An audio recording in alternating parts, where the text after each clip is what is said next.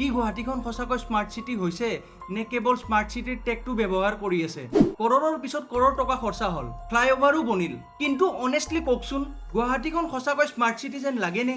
ৰাতিপুৱা 8:30 বজাৰ পিছত আপুনি গুৱাহাটীৰ যিকোনো এটা ৰাস্তাত ওলাই চাওক, ট্ৰাফিক ইমান বেছি হয় যে আপুনি 5 কিলোমিটাৰ হয়তো যাবলৈ 1 পৰা 1.5 ঘণ্টা সময় লাগি যাব।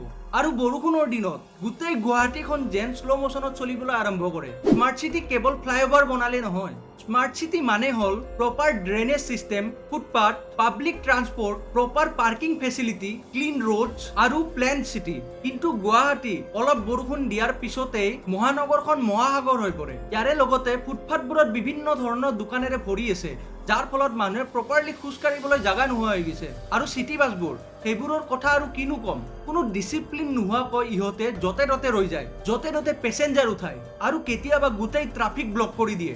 দিনৰ ভাগত ফেঞ্চি বজাৰ বা পল্টন বজাৰৰ ফালে গাড়ীখন এবাৰ লৈ যাই চাওকচোন, পাৰ্কিং বিচাৰোতেই আপোনাৰ ফ্ৰাষ্ট্ৰেশ্যন আহি যাব। অফিচৰ পৰা মানুহে ষ্ট্ৰেছ লৈ ঘৰ আহিব লগা হয়। এম্বুলেন্স আৰু ইমাৰ্জেঞ্চি গাড়ীবোৰৰ বাবে প্ৰপাৰ ট্ৰেফিক ৰুলছ নাই।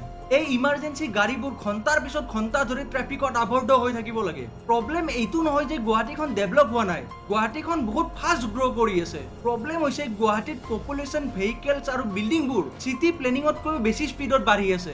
ৰিচেণ্টলি নতুন ফ্লাইঅভাৰ আৰু প্ৰজেক্ট আহিছে যিয়ে ডেফিনেটলি হেল্প কৰিব, কিন্তু লং টাৰ্ম সলিউচনৰ কাৰণে গুৱাহাটীক discipline public transport, stronger drainage system, proper parking আৰু বেটাৰ চিটি প্লেনিঙৰ প্ৰয়োজন আছে। নহ'লে ফিউচাৰত গুৱাহাটীৰ ফ্লাড, ট্ৰাফিক আৰু ষ্ট্ৰেছ আৰু ডেঞ্জাৰ লেভেললৈ যাব পাৰে।